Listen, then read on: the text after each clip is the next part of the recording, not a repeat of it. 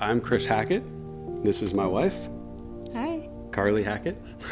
It's our baby daughter Mia, and we have a son Christian and another daughter Shaylee. And we've been here for about 6 years. Yep. My name is Blake Southward, and this is my wife Melissa, and we've been at Mountain View since March of 2015. And we have a 17-month-old named Sam, and another one on the way. My name's Leslie, and I have two little girls, Skylar and Chloe, and we've been attending Mountain View for the past 6 years now. So back in 2014, what I thought was a very strong, godly Christian marriage ended abruptly.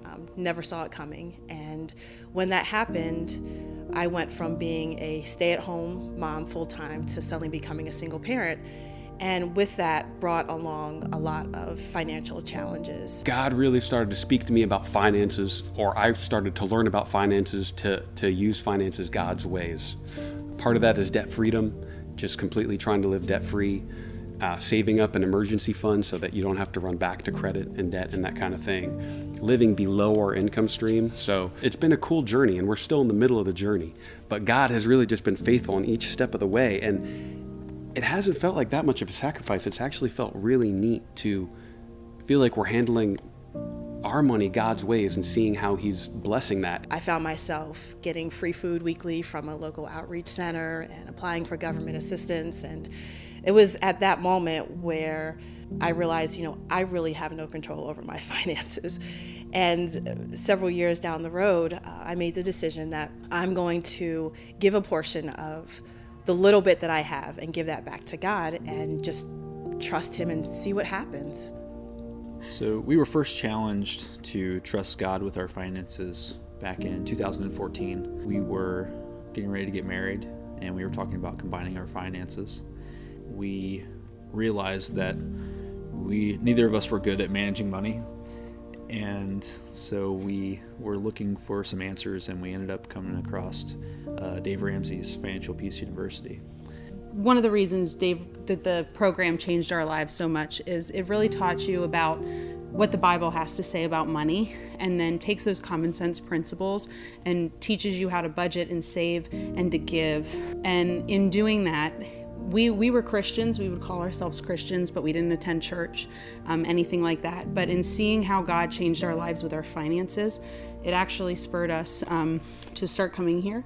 And then in 2016, we were actually baptized, both of us, here at Mountain View. Several years after becoming a single parent, Christmas time rolled around. Money was extremely tight. And I remember I was driving in the car with my girls, and Skylar was in the back seat. And she said to me, "Mommy, when are we going to get our Christmas tree?" And I was driving, and I knew that I didn't have the extra money at that time to get a Christmas tree. And it was always something we did together as a family. We would go to the tree farm and cut down a tree together. And so I just said to her, "Sweetheart, we're going to get our tree soon." And so that night we were on our way to church, and after service was over, someone approached me and they said, "Leslie, I have this envelope for you." So she handed it to me, and it was from an anonymous person.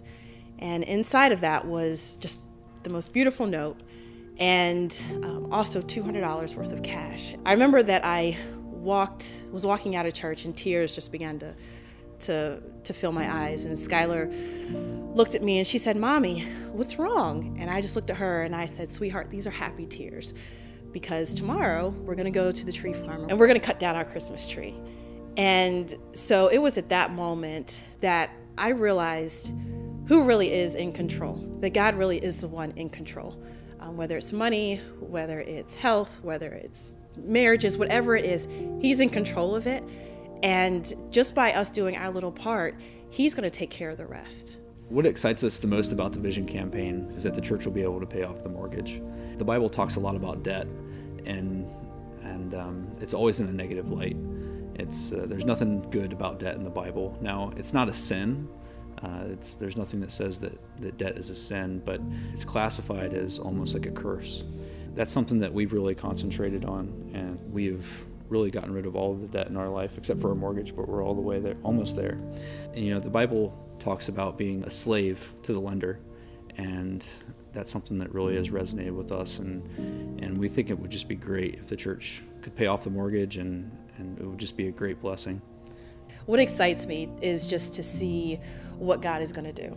through this campaign. I have experienced firsthand the miracles that God can do in our lives. And there's no doubt in my mind that he's going to perform a miracle with this vision campaign as well. One of the things that I would give as a piece of advice is this is the journey that you and your family or you and your church are going through. You can't compare your story with anybody else's. It kind of takes away from all of the great things he's done and takes away from us working together as a family. So just do the best that you can as a family, and God will bless that, because I've already seen that. What I would probably say is this. I think, especially as Christians, we give ourselves way too much credit. We think that God needs us, but he doesn't need us. And instead of looking at it as God needs us or the church needs more of my money, think of it as God has chosen us. And so for every person that has stepped foot in Mountain View, we've been chosen to do this. And so I would just tell someone, instead of saying, I can't or I won't, just to take a chance, and whether it's a little bit or a lot, just jump in and then just watch and see what God does.